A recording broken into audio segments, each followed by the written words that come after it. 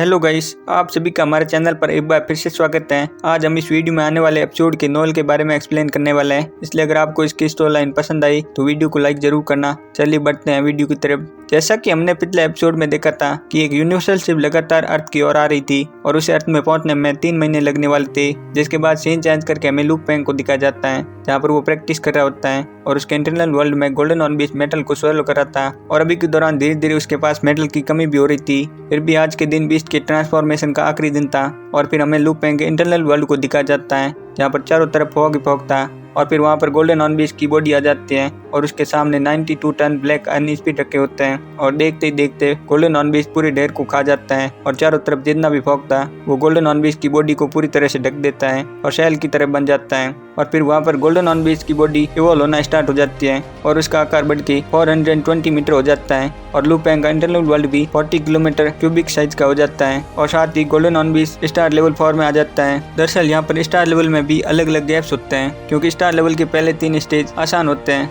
लेकिन इनके बीच के स्टेज जैसे कि 4, 5, 6 स्टेज वो थोड़े हार्ड हो जाते हैं और लास्ट के 3 स्टेज यानी कि 7, 8, 9 वो और भी ज्यादा हार्ड हो जाते हैं। और स्टार लेवल 1 से 3 में जाने के लिए कम से कम 1 साल लगता है और 4 से 6 जाने में 6 साल लग जाते हैं, यानी कि हर एक स्टेज में 2-2 साल लगते हैं। और 7 से 9 में जाने के लिए 36 साल लग जाते हैं, जो कि हर एक स्टेज के लिए 12 साल होते हैं। और फिर स्टार लेवल 9 से यूनिवर्स लेवल में जाने के लिए 50 साल लग जाते हैं, क्योंकि ऐसा इसलिए होता है क्योंकि ये बाकी सबसे कहीं ज्यादा हार्ड हो जाता है। जिसके कुछ समय बाद हमें रात का सीन दिखा जाता है जहाँ पर लू पेंग अपनी वाइफ और दोनों बच्चों के साथ होता है और उनके साथ बैठकर टीवी देख रहा था, जिस पर जुजिंग कहती है कि तुम आज ट्रेनिंग नहीं कर रहे हो, जिस पर लू पेंग कहता है कि मैं आज तुम्हारे साथ टाइम स्पेंड करना चाहता हूँ क्योंकि मुझे कल कहीं जाना है, जिस पर जुजिंग कहती है कि कितने दिनों के लिए, जिस पर लू पेंग कहता है कि लगभग 1 महीने के लिए। अब ये सुनकर जुजिंग भी शौक हो जाती है क्योंकि ऐसा क्या काम है जिसमें लू पेंग को 1 महीने का टाइम लग जाएगा। और फिर वह इसके बारे में पूछती है, जिस पर लू पेंग को बबा तक याद आती है जहाँ पर बबा ने उसे बताया था कि उनका रास्ता 3,20,000 लाइट ईयर्स दूर है और वो एक बस्टलिंग लाइट स्ट्रॉन्ग प्लैनेट है जिसका नाम ड्रैगन स्टार है और वो बहुत ही बड़ा प्लैनेट है जो कि सिल्वर ब्लू एम्पायर से भी कई गुना बड़ा है। और यहाँ पर यूनिवर्स के सारे लोग जमा होते हैं और यहाँ पर अपर एथलन भी आते हैं और यहाँ पर हाई सिक्योरिटी है जिसके कारण ये सेफ जगह है। फिर लू पेंग जुजिंग को बताता है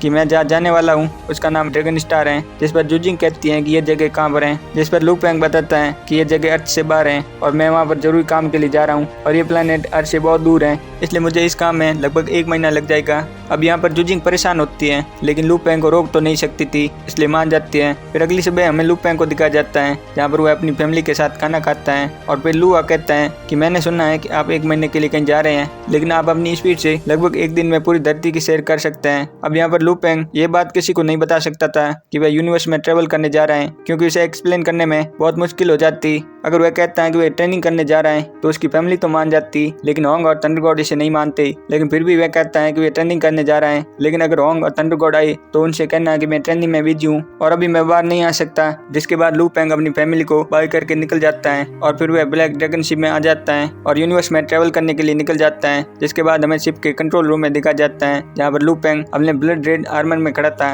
और फिर वह सिनिक वेव को 100% कर देता है, जिस कारण पूरा कंट्रोल रूम ही गायब हो जाता है और बाहर का नजारा साफ दिख रहा था। अब यहाँ पर लू पेंग नर्वस भी होता है क्योंकि वह एक ऐसे प्लेनेट में जा रहा था जहाँ के सभी लोग अनजान थे और साथ ही पावरफुल भी थे। अब यहाँ पर एक ऐसा माहौल हो गया था जैसे कि एक बच्चा एग्जाम से पहले नर्वस होता है, जिस पर वो बता उसे रिलैक्स करने को कहती है। लेकिन लू पेंग इसलिए नर्वस था क्योंकि वह एक ऐसी जगह थी जो ब्लू सिल्वर एम्पायर से भी 1000 गुना बड़ी थी और लू पेंग ने तो आज तक ब्लू सिल्वर एम्पायर को भी नहीं देखा था। लेकिन लू पेंग एक स्ट्रॉन्ग स्पिरिट रीडर था, इसलिए वह अपने इमोशन को कंट्रोल कर लेता है। जिसके बाद बबता से पूछता है कि क्या ये सिर्फ लाइट की स्पीड से उड़ रहा है, जिस पर बबता कहती है कि लाइट की स्पीड से उड़ने के लिए अभी 20 सेकंड बाकी है और फिर सेकंड कम होने लगता है। जैसे जैसे सेकंड कम होता है लू पेंग को धीरे धीरे सब कुछ ब्लर दिखने लगता है और तभी शिप गायब हो जाती है। अब ये देखकर लू पेंग भी हैरान हो जाता है और फिर शिप लगभग 10 सेकंड के लिए हिलने लगता है और तभी बबता कहती है कि प्रोसेस सफल हो गया है, अब ये डार्क स्पेस में आ चुका है और फिर बबता सिनिक सिमुलेशन को ऑफ कर देती है। जिसके बाद लू पेंग डार्क स्पेस के बारे में बबता से पूछता है कि ये क्या है, जिस पर बबता कहती है कि डार्क स्पेस वार्म होम जैसा दिखता है और इसकी ये खासियत होती है कि इसमें 1 सेकंड ट्रेवल करना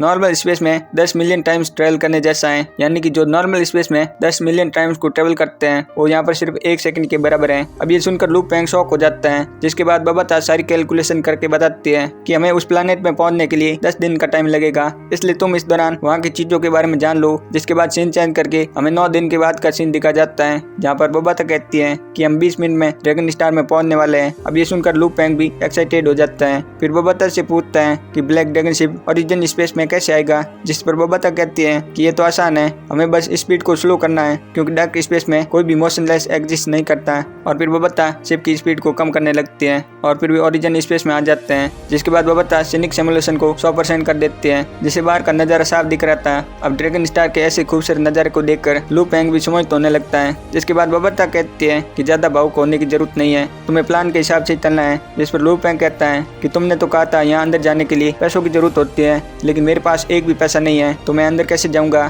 तब बबाता कहती है कि तुम्हारे पास एक भी पैसा नहीं है, लेकिन इसका मतलब ये नहीं है कि मेरे पास भी नहीं है। और फिर वह लू पेंग को बताती है कि मेरे मास्टर ने कुछ कॉइन छोड़े थे और ये तुम्हारे काम आ सकते हैं। और फिर बबाता अपने पास से 932 गानू कॉइन्स निकालती है। अब ये देखकर लू पेंग भी शॉक हो जाता है कि यहाँ पर ऐसी करेंसी चलती है। फिर बबाता कहती है कि ये कॉइन्स तुम्हारे एक दिन के लिए काफी होंगे। अब दोस्तों लू पेंग इन कॉइन्स का यूज कैसे करता है और आगे क्या होने वाला है वो हमें अगले एपिसोड में पता चलेगा, इसलिए चैनल पर बने रहिए और चैनल को सब्सक्राइब जरूर करना।